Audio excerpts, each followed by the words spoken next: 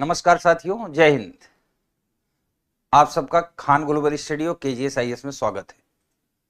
आज एक बड़ी अनाउंसमेंट को लेकर के हम आपके बीच में हैं और उसका महत्वपूर्ण कारण ये था कि खान सर स्वतः और उनकी पूरी टीम ये चाहती है कि जो विद्यार्थी हमारे यहाँ पढ़ते हैं या भारत में कहीं भी पढ़ते हैं, किसी भी इंस्टीट्यूट में पढ़ते हैं, उनके सामने कोई चैलेंज ना आए।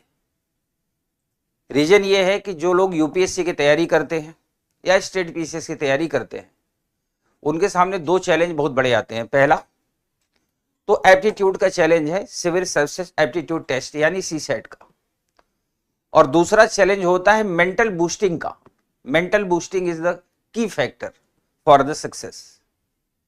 तो पूरी टीम ने, KGS-IAS खान ग्लोबल स्टडी की पूरी टीम ने यह निर्णय लिया कि हो गई है पीर पर्वत सी पिघलनी चाहिए, इस हिमालय से कोई गंगा निकलनी चाहिए।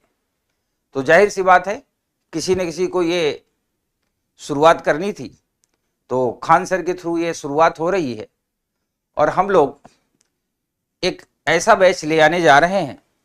अभी उसकी पूरी डेट, टाइमिंग, स्थान सब मैं आपको अनाउंस करूंगा। ऐसा बैच लेने जा रहे हैं जिसमें किसी विद्यार्थी को एटलीस्ट सीसेट में फेल होने वाली कंडीशन ना पैदा हो। इसके अलावा वो अपनी समझ का भी विस्तार करता रहे, अपनी बौद्धिक क्षमता का भी विकास कर सके। कारण क्या है कि माता पिता, ज्यादातर वो गरीब माता पिता जो अपने जीवन में स्ट्रगल कर रहे हैं, अपने बच्चों को विकास करने के लिए वो चाहते हैं कि वो कंपटीशन की दुनिया में आए और उनका बेटा भी अफसर बने और उनकी बिटिया भी अफसर बने। जब वो घर आए तो वो कह सके कि अफसर बिटिया ही है। पर मैटर यहाँ दो चीजें का पैदा होता है। एक तो ब्रॉड सिलेबस, और ब्रॉड सिलेबस से ज्यादा भी चैलेंजिंग ये है कि अब किसी भी कंपटीशन में जो स्टेट लेवल के पीसीएस एग्जाम है या यूनियन पब्लिक सर्विस कमीशन, उसमें तमाम IITian, तमाम अच्छे इंजीनियरिंग बैकग्राउंड के कैंडिडेट्स भी पार्टिसिपेट करते हैं। नंबर ऑफ वैकेंसी लिमिटेड होती है, वो ज्यादा कभी नहीं होगी, तो जाहिर सी बात है उसी के अनुपात में सिलेक्शन होगा। अब सीधी सीधी बात है कि अगर कोई बच्चा बचपन में बहुत दुबला पतला हो, कमजोर हो, और उसे एकाएक हम ऐसे अखाड़े में उतार दें जहां मजे हुए पहलवान हो, जिन्होंने पहलवानी ही शुरू से की हो। जो IITian होते वो मेंटली पहलवान होते हैं, सामान्य विद्यार्थी मेंटली पहलवान नहीं होता। बड़े होने के साथ माता पिता की इच्छाएं और उस विद्यार्थी का भी अपना दमखम वो दिखाने का बेचारा प्रयास करता है। लेकिन एक कॉमन सेंस की बात है, ऐसा कहा जाता है कि अगर दो लोगों में कुश्ती हो रही है और एक बहुत बड़ा पहलवान है, एक हल्का फुल्का है, तो जो हल्का फुल्का है वो बड़े पहलवान से लड़ नहीं पाएगा।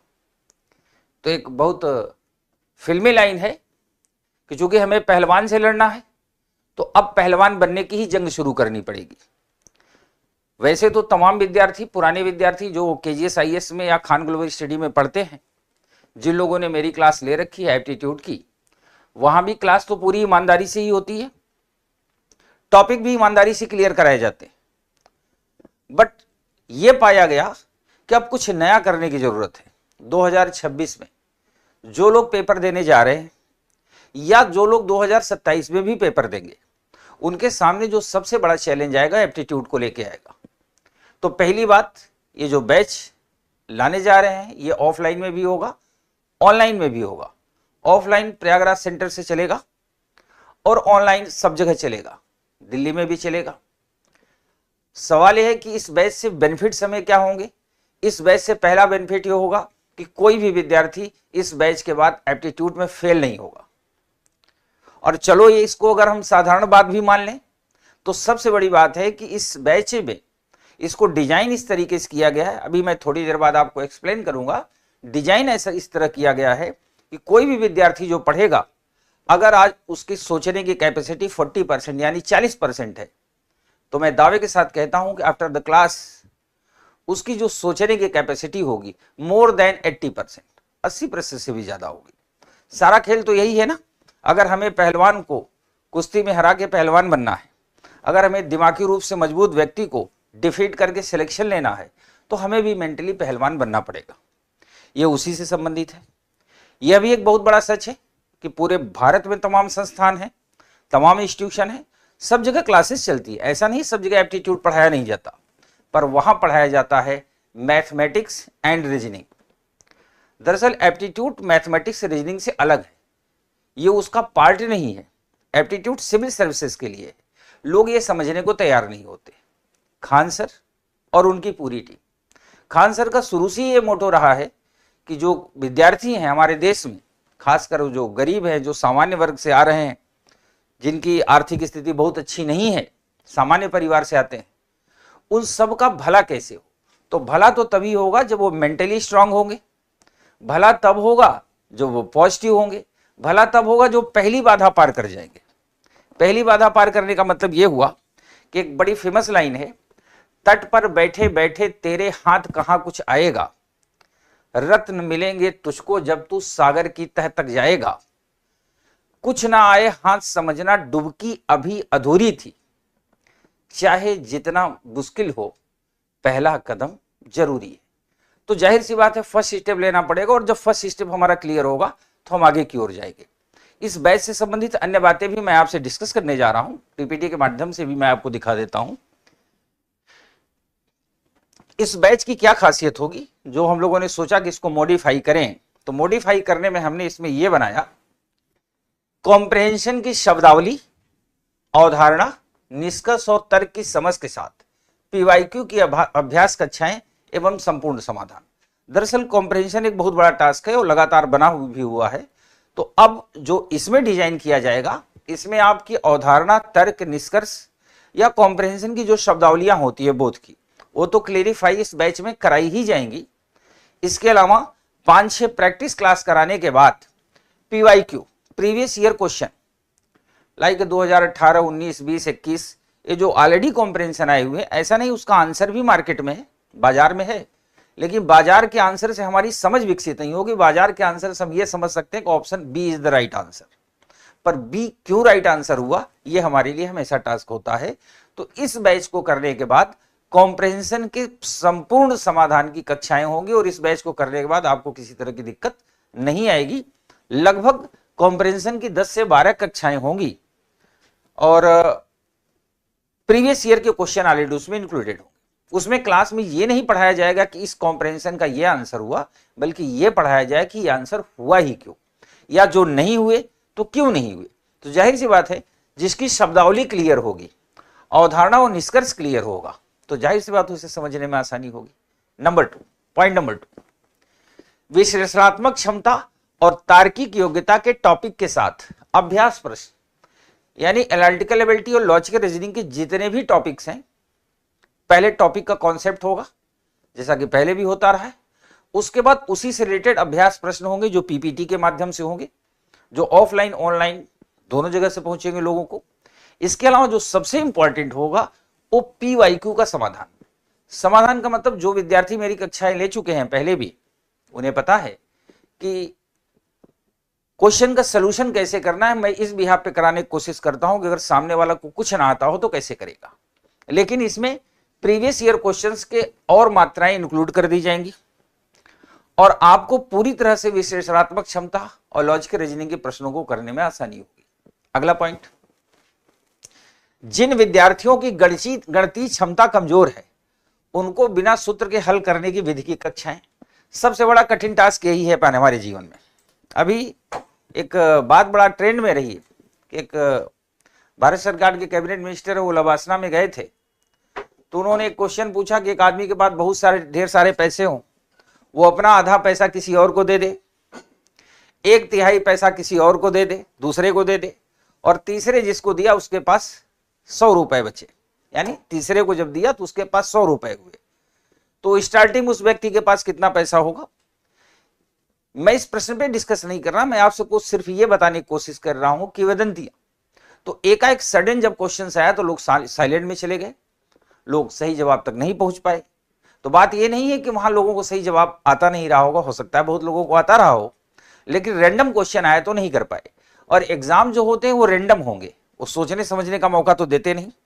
तो मुझे लगता है जो विद्यार्थियों की काफी टाइम से डिमांड थी और डिमांड सिर्फ अपने सराउंडिंग केजीएसआईएस और खान ग्लोबल स्टडी के स्टूडेंट की ही नहीं, बल्कि ऑल ओवर इंडिया जो भी कैंडिडेट प्रिपरेशन करते हैं फॉर द यूपीएससी यानी आईएएस के एग्जाम की प्रिपरेशन कर रहे हैं, उनके सामने बहुत बड़ा टास्क होता है। तो इस टास्क का भी समाधान निकाला जाएगा। उसका एक खंड होगा, उसका नाम होगा जनरल मेंटल एबिलिटी। टॉपिक का नाम होगा general mental ability. Part 1, part 2, part 3, part 4, part 5, इस तरह करके 8 कक्षाएं जो कि बिना सूत्र के हल की जाएंगी, वो भी इसमें इंक्लूड होगा। विद्यार्थी के व्यक्तित्व विकास एवं समझ पर आधारित कक्षाएं।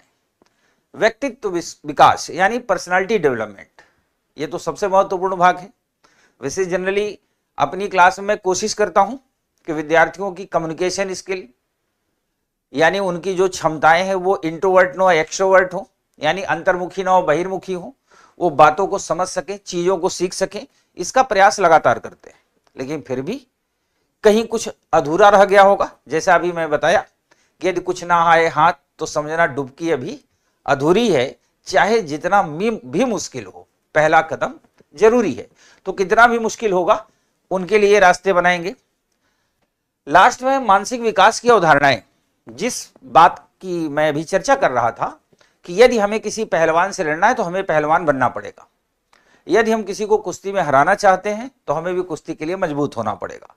क्योंकि कंपटीशन की दुनिया मेंटल रेसलिंग है, दिमागी कुश्ती है, तो हमें दिमागी रूप से उतना ही मजबूत बनना पड़ेगा जितने अदर्स हैं। जब हम उनकी तरह मजबूत होंगे तो जाहिर सी बात है हमारी परफॉर्मेंस भी बेहतर होगी और हम जीतेंगे। अगली कुछ बातें और हैं इसमें।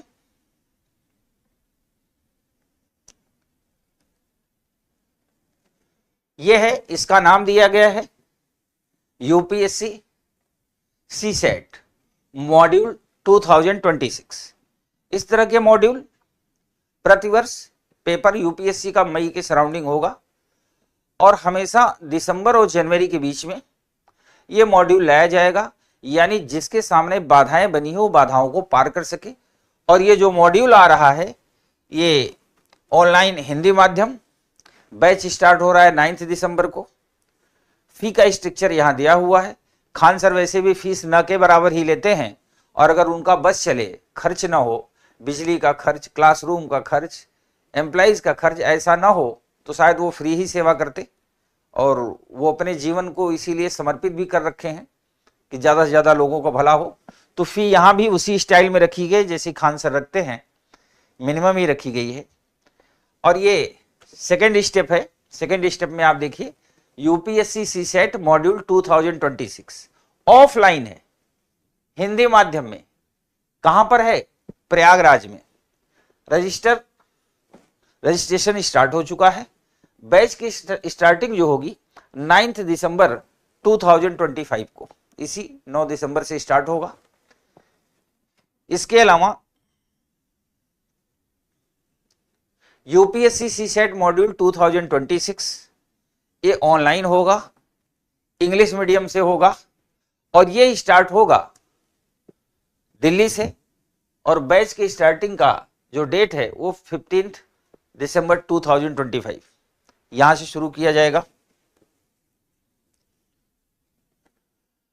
बस इतनी ही घोषणाएं थी डियर हमारी।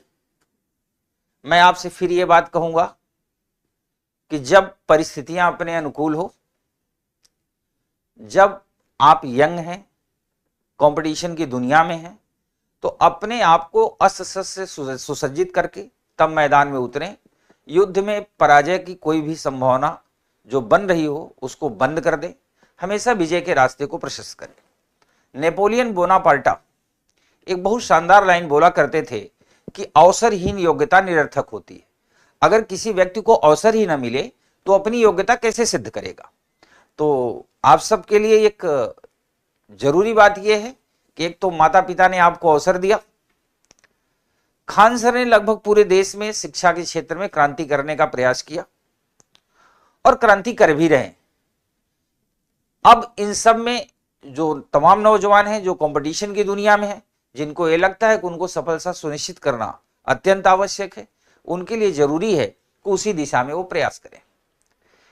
इन्हीं सब बातों के साथ मैं आप सबको ढेर सारी शुभकामनाएं देता हूं और ये बैच शुरू होगा। बैच को मैं स्वतः शुरू करूंगा। My name is Sanjeev Tiwari. फिर मैं आपको बता दूं। और अपनी तरफ से और पूरी टीम की तरफ से यह प्रयास जारी रहेगा कि जो भी विद्यार्थी हमारे यहां पढ़ते हैं वो सिलेक्शन तक पहुंचे और सिलेक्शन के साथ साथ उनका मानसिक विकास होता रहे। इन्हीं बातों के साथ मैं अपनी बात को विराम देता हूं। आप सबको बहुत बहुत धन्यवाद। नमस्कार।